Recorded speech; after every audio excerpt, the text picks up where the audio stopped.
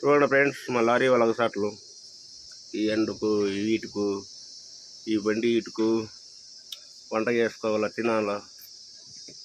రాయపూర్లో ఉన్నాము, రైస్ లోడింగ్కి వచ్చాము. ఇక్కడ నిన్న వచ్చాము, లోడ్ కాలేదు. ఇక్కడైతే కానీ మాకు తప్పట్లేదు. ఎగసాట్లు ఎప్పుడు తీరుతాయేమో లారీ వాళ్ళ అగసాట్లు.